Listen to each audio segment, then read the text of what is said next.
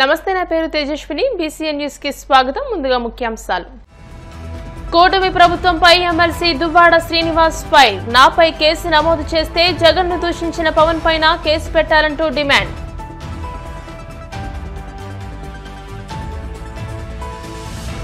నర్సాపురం మండలం కాపులకొడపలో శ్రీవారి ఆలయంలో కార్తీక పూజలు. శ్రీరామాంజనేయ ఆలింగనావతారంలో భక్తులకు వెంకటేశ్వర స్వామి దర్శనం.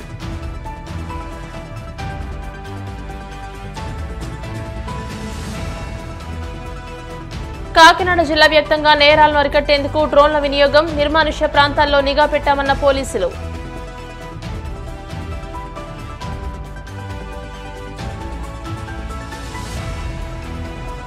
క్షేత్రస్థాయిలోని రెవెన్యూ సమస్యల పరిష్కారానికి చర్యలు. అధికారులకు దిశానిర్దేశం చేసిన కాకినాడ జిల్లా joint collector Rahul Meena. YS Jaganmohan రెడ్డిపై పవన్ కళ్యాణ్ గతంలో అనేక అభ్యంతరకర వ్యాఖ్యలు చేశారని ఎమ్మెల్సీ దువ్వాడ శ్రీనివాస్ ఆరోపించారు. ఇటీవల దువ్వాడ శ్రీనివాస్ పై జనసేన నేతలు పోలీసులకు ఫిర్యాదు చేయడంతో ఆయన మీడియాతో మాట్లాడుతూ తనపై కేసు నమోదు చేస్తే జగన్ ను దూషించిన పవన్ కళ్యాణ్ పై సైతం కేసులు నమోదు చేయాలని డిమాండ్ చేశారు. జగన్మోహన్ రెడ్డిని ఉద్దేశించి మాట్లాడడం వల్లే తాను చెప్పు చూపించి వ్యాఖ్యలు చేసినట్టు గుర్తు చేశారు. శాసన మండలిలో మద్యంపై ప్రభుత్వాన్ని ప్రశ్నించినందుకే తనపై కేసులు నమోదు చేశారని, తమ ఇంటి వద్దకు వచ్చి చంపేస్తామని జనసేన నాయకులు బెదిరించారని, వారిపైన కూడా కేసులు నమోదు చేయాలని డిమాండ్ చేశారు. హజ్ యాత్ర చేసేవాళ్ళు అంటే మత విద్వేషాలు రెచ్చగొట్టే విధంగా మతం మీద ఇష్టానుసారంగా మాట్లాడిన దానిపైన కూడా గట్టిగా ప్రతిఘటించాం. అంటే కాశీ గాని హజ్ యాత్ర గాని చేసేవారు పుణ్యం కోసం వెళతారు తప్ప, దైవాన్ని దర్శించుకోవడం కోసం వెళ్తారు తప్ప, క్రిమినల్ కేసులు చేసి హత్యలు చేసి మోసాలు చేసి అక్కడికి వెళ్తారా? ఏంటి నీ అభిప్రాయం? హజ్ యాత్రకు సంబంధించి నువ్వు వాడినటువంటి మాట ఏంటి? విద్యాశాఖ అలాగే కాశీ యాత్ర గురించి కూడా మీరు మాట్లాడే మాటలేంటి? ఇది నేను మీకు తెలియజేసేది ఏంటంటే, సభలో మేము అడిగిన ప్రశ్నలకు సమాధానం చెప్పకుండా ఇలాంటి సమావేశాలు, ఇలాంటి మాటలతో సభా సమయాన్ని వృధా చేస్తూ డైవర్షన్ పాలిటిక్స్ చేస్తూ 100 రోజులైంది మీరేం సాధించారు అంటే తిరుపతి లడ్డూలో కల్తీ జరిగిందని డైవర్షన్. ఢిల్లీలో వైఎస్ఆర్ కాంగ్రెస్ పార్టీ కార్యకర్తల మీద హత్యలు జరిగాయి అని మేము ఢిల్లీలో ప్రదర్శన చేస్తే హెలికాప్టర్ పెట్టి అధికారులను పెట్టి ఓ ఊరికి పంపించడం, వరదల్లో సమాచారం చెప్పకపోవటం, కౌన్సిల్లో అసెంబ్లీలో కూడా డైవర్షన్ చేయటం, ఇలా డైవర్షన్ తోనే వీళ్ళు కాలయాపన చేశారు. మరి కేంద్ర మంత్రి అయిన వెంటనే రామ్మోహన్ నాయుడు ఒక మాట చెప్పాడు, టెక్కల్లో ఎయిర్పోర్ట్ అయ్యా మేము పెట్టింది ఇచ్చింది సీపోర్ట్ అబ్బా, మేము ఇచ్చింది సీపోర్ట్, ముందే సీపోర్ట్ ఫినిష్ చేయండి. సీపోర్ట్ ఫినిష్ కాకుండా ఎయిర్పోర్ట్ అంటాడు. ఓకే ఎయిర్పోర్ట్ అన్నావు, నిన్నటి వరకు టెక్కల్లో అన్నావు, మరి ఈ రోజు ఏంటి కొత్తగా పలాసలో అంటున్నావు? ఎందుకు షిఫ్ట్ అయింది? పలాసలో ఎయిర్పోర్ట్ ఏంటి? అసలు నా ప్రశ్న, శ్రీకాకుళంలో కళింగపట్నంలో ఎయిర్పోర్ట్ అనుకున్నాం కదా, మరి అది నిర్మాణం చేయరా? శ్రీకాకుళం హెడ్ క్వార్టర్కే దిక్కులేదు, మీరు టెక్కలన్నారు నిన్న, ఈ రోజు పలాస అంటున్నారు. ఎయిర్పోర్ట్ పేరుతో 15,000 ఎకరాలు మళ్లీ కావాలంటున్నారు. మళ్లీ దోపిడీకి శ్రీకారం చుట్టారు. నేను మద్యం మీద అడిగాను, గట్టిగా కౌన్సిల్లో మాట్లాడాను. అచ్చెన్నాయుడు మద్యం సిండికేట్ దారులకు అందరికీ శ్రీకాకుళం జిల్లాలో అదిరించి బెదిరించి బ్రాంతి షాపులన్నీ ఎలా చేజెక్కించుకున్నాడో దాని మీద మాట్లాడాను. వాకౌట్ చేశాము. వాకౌట్ చేసిన వాళ్ళు యాక్టివ్గా ఉన్నాను కాబట్టి ఆ సాయంత్రానికే 19వ తారీఖు నా పైన కేసు. విచిత్రం ఏంటంటే, పవన్ కళ్యాణ్ని నేను తిట్టానంట, పవన్ కళ్యాణ్కి చెప్పు చూపించానంట. నిజమే, చెప్పు చూపించాను, నేనేం అబద్ధం అట్లా. అది మీడియాలో సర్క్యులేట్ అయింది. కానీ మీరేం చేశారు? అంతకు ముందు రోజు పవన్ కళ్యాణ్ చెప్పు తీసి చెప్పిచ్చి కొడతా అని మంత్రులకి అన్నాడు. చెప్పిచ్చి కొడతాను అని ఎవరికి? సాక్షాత్తు మంత్రులకి. అంతేకాదు, ముఖ్యమంత్రి గారు జగన్మోహన్ రెడ్డి గారిని ఉద్దేశించి నువ్వెంత నీ బ్రతికెంత అన్నాడు. వైసీపీ నా కొడకల్లారా అన్నాడు. వైసీపీ నా కొడుకులు చెయ్యికంతే దూరంలో వస్తే నాకౌట్ చేసి పడేస్తానన్నాడు. ఏం చూస్తూ ఊరుకుంటాననుకుంటున్నారా?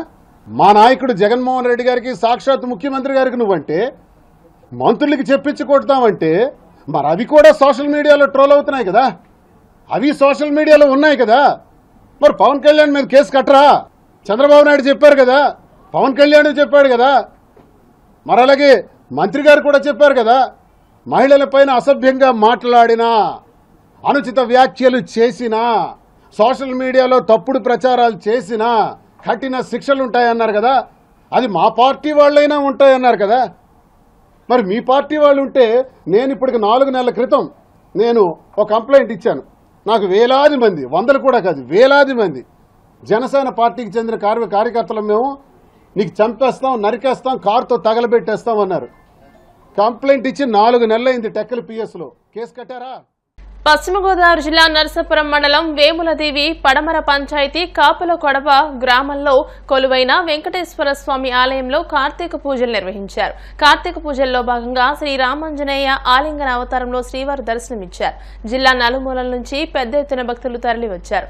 వేకువజాము నుంచి స్వామిని దర్శించుకునేందుకు భక్తులు భారీగా క్యూ కట్టారు. భక్తులకు ఎలాంటి ఇబ్బందులు కలగకుండా కమిటీ సభ్యులు ఏర్పాట్లు పూర్తి చేశారు.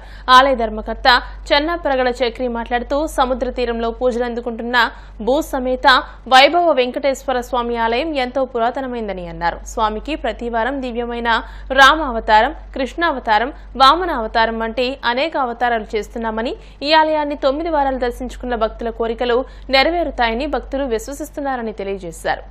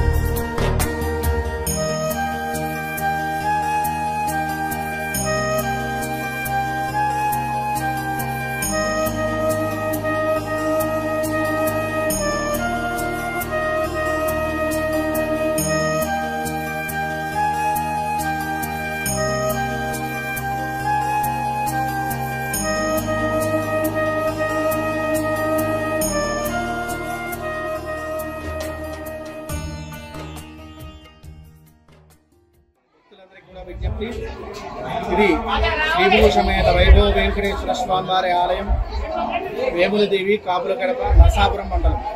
స్వామివారు 50 ఏళ్ల క్రితమే ఇక్కడ వేంచేసి ఉన్నారు. భక్తులందరూ కూడా విశేషంగా తమ గోత్రం పేర్లు చదివించుకుని వారి యొక్క కోరికలను తీర్చుకుని 7 వారాలు కానీ 9 వారాలు కానీ స్వామివారి దర్శనం కోసం వచ్చేసి ఎంతో దూర తీర ప్రాంతాల నుంచి కూడా నడుచుకుంటూ వచ్చి స్వామివారిని దర్శించుకోవడం, వారి కోరికలు స్వామివారి తీర్చడం జరుగుతుంది. అలాగే భక్తులందరూ కూడా విశేష కైంకర్యాలు చేస్తూ స్వామివారి యొక్క కళ్యాణ మండపం నిర్మించడం కానీ విశేష కైంకర్యాలు చేస్తూ స్వామివారి అభివృద్ధికి తోడ్పడ్డారు. స్వామివారికి విశేష కార్యక్రమాల్లో అలంకారాలు, కార్తీక మాసం, ధనుర్మాసంలో విశేషంగా ఉదయం తీర్థబిందు నుంచి ప్రారంభమై తిరుమలలో ఏదైతే కార్యక్రమం జరుగుతుందో సుప్రభాత సేవ దగ్గర నుంచి ఏకాంత సేవ వరకు అన్ని సేవలు కూడా ధనుర్మాసంలో ప్రతిరోజు కూడా ఉదయం 3 గంటల నుంచి ప్రారంభిస్తాం. అష్టోత్తర కలశాభిషేకం దగ్గర నుంచి స్వామివారి మూలవల్లకు అష్టోత్తర కలశాభిషేకం, 1,00,000 చామంతి పుష్పాలు, 1,00,000 తులసి పుష్పాలు, తులసి మొత్తం విశేషంగా విశేష పూజలు అందుకుంటున్నారు. స్వామి కోసం అన్ని రాష్ట్రాల నుంచి స్వామివారి దర్శనానికి తరలి రావడం జరుగుతుంది. అందరి కోరికలు స్వామివారు తీరుస్తున్నారు. ఈ రోజు విశేషంగా అలంకారం శ్రీరామచంద్రుడు ఆంజనేయ స్వామిని ఆలింగనం చేసుకున్నట్టుగా అలంకారం ఇవాళ చూడొచ్చు. మూల విరాట్ వెంకటేశ్వర స్వామివారు రామావతారంలో ఈ ఆంజనేయ స్వామిని ఆలింగనం చేసుకున్నట్టుగా ఈ వారం అలంకారం. అలా ప్రతి వారం ఒక్కొక్క అలంకారంలో స్వామి మనందరినీ కూడా ఆశీర్వదిస్తూ కాపుల గడపలో వేములదేవి వెస్ట్ పంచాయతీలో వైకుంఠపురంలో వేంచేసినటువంటి శ్రీ శ్రీ శ్రీ వైభవ వెంకటేశ్వర స్వామి యొక్క మహిమలు ఎన్నైనా చెప్పుకోవచ్చు. శ్రీ స్వామివారు 50 సంవత్సరాల క్రితం ఇంటి బూచమ్మ గారు తీసుకొచ్చిన విగ్రహాలకి ఆ విగ్రహాల గుడి కడదాం అన్నటువంటి భావంతో మొదలుపెట్టిన కృషి 1990లో కార్యరూపం దాల్చాలని అనుకున్నా 2010లో అది కార్యరూపం దాల్చి స్వర్గీయ శ్రీ చెన్నాప్రగడ హనుమంతరావు గారు మా నాన్నగారి యొక్క అకుంఠిత సంకల్పంతో దృఢ సంకల్పంతో దేవాలయ నిర్మాణం అనేది పూనుకోవడం జరిగింది. ఆ దేవాలయ నిర్మాణం మొదలుపెట్టిన తర్వాత అనుకోకుండా తిరుపతి నుంచి మాకు మత్స్యకార సొసైటీ ద్వారా విగ్రహం రావడం, తిరుపతి నుంచి అక్కడ ఉన్నటువంటి మట్టిని తీసుకొచ్చి ఆ విగ్రహ ప్రతిష్టలో అందులో వేయడం, ఇలాగా ఇవన్నీ కూడా కలిసి వచ్చి అలాగే గ్రామస్తులు అనేక మంది సహాయ సహకారాలు అందించారు. అలాగే స్వర్గీయ వెంకటరత్నం గారు తమ స్థలాన్ని గుడి కట్టడానికి ఇవ్వడం, ఈ విధంగా మొదలైనటువంటి ఆ ప్రస్థానం ఈరోజు ఒట్టుడు ఇంతింత అన్నట్టుగా స్వామివారి యొక్క అఖండమైన ఆశీస్సులతోటి ఇంత ఘనంగా మేమందరం కూడా స్వామి యొక్క సేవలు చేసుకునేటువంటి అవకాశం ఆ స్వామి యొక్క ఆశీస్సులతోటి మా అందరికీ రావడం జరిగింది. వేమలదేవి గ్రామంలో వేయించేసినటువంటి శ్రీ భూసమేత వైభవ వెంకటేశ్వర స్వామి వారి యొక్క సన్నిధిలో కార్తీక మాసం సందర్భంగా గత 4 వారాలుగా భక్తులు అధిక సంఖ్యలో స్వామివారిని దర్శిస్తున్నారు. అందులోనే భాగంగా ఈరోజు కూడా స్వామివారిని ఉదయం నుంచి దర్శిస్తున్నారు. ఉదయం 4:30 గంటల నుండి స్వామివారికి సుప్రభాత సేవ, మేల్కొల్పు సేవ, నవనీత హారతి కార్యక్రమాలు జరిగాయి. ఒక పక్క స్వామి మాలాదారులైనటువంటి అయ్యప్ప స్వామి మాలాదారులు గణపతి హోమ కార్యక్రమాన్ని చేస్తుండడం, ఒక పక్క స్వామివారి దర్శన కార్యక్రమం ఉదయానికి కూడా జరుగుతూ ఉన్నది. ఒక పక్క అన్నదాన కార్యక్రమం మొదలైంది. స్వామివారికి విశేషమైనటువంటి అలంకరణ చేస్తున్నటువంటి శ్రీమాన్ అరుణ్ కుమార్ ఆచార్య.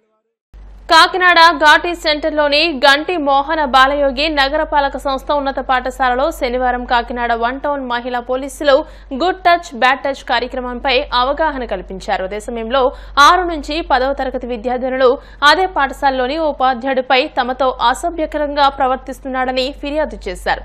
కాకినాడ ఆర్టీఓ మల్లిబాబు, జిల్లా విద్యాశాఖ అధికారి రమేష్ పాఠశాలకు వచ్చి విచారణ చేపట్టారు. దీనిపై 1 టౌన్ సీఐ నాగదుర్గారావు మాట్లాడుతూ ఉపాధ్యాయుడిపై ఫిర్యాదు మేరకు విచారణ చేపడుతున్నట్టు తెలియజేశారు.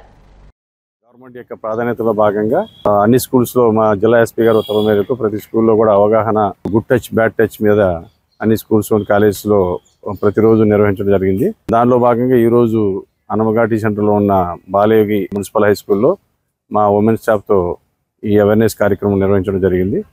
ఆ కార్యక్రమం అనంతరం ఎవరైతే పిల్లలు కొంచెం ఇబ్బంది పడుతున్నారో అలా వచ్చి ఆవిడకి వాళ్ళ మాస్టర్ ఒక ఆయన బ్యాడ్ టచ్ చేస్తాడని చెప్పేసి మనకి కంప్లైంట్ కింద చెప్పడం జరిగింది. వెంటనే మేము మా స్టాఫ్తో స్కూల్కి చేరడం జరిగింది. ఈ లోపల వాళ్ళకి పేరెంట్స్ కూడా కొంతమంది తెలియడం వల్ల పేరెంట్స్ కూడా వచ్చారు. అదే సందర్భంలో వెంటనే ఆయన్ని అక్కడి నుంచి తీసుకుని వచ్చి ఫర్దర్ వాళ్ళ యొక్క కంప్లైంట్ తీసుకుని వాళ్ళ దర్యాప్తులో అన్ని విషయాలు యాజ్ పర్ లీగల్గా మనం ప్రొసీడ్ అవుతామని చెప్పి తెలియజేస్తాం. కాకినాడ జిల్లా ఎస్పీ శ్రీ విక్రాంత్ పాటిల్ ఆదేశాల మేరకు డ్రోన్ సహాయంతో నేరాలకు చెక్ పెడుతున్నట్టు పోలీసులు తెలియజేశారు. కాకినాడ నగర శివార్లలోని సునిశ్చిత ప్రాంతాలపై నిఘా పెట్టేందుకు డ్రోన్స్ వినియోగిస్తున్నట్టు తెలియజేశారు.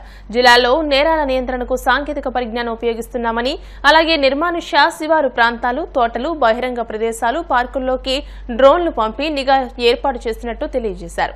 కాకినాడ శివారు ప్రాంతాలైన ఏటిమొగ, తూరంగి, జగన్నాథపురం, కాకినాడ పోర్ట్ పరిసర ప్రాంతాల్లో డ్రోన్ సహాయంతో దాడులు చేస్తున్నట్టు తెలిపారు. బహిరంగ ప్రదేశాల్లో మద్యం తాగుతున్న పలువురిని గుర్తించి అరెస్ట్ చేసినట్టు తెలిపారు.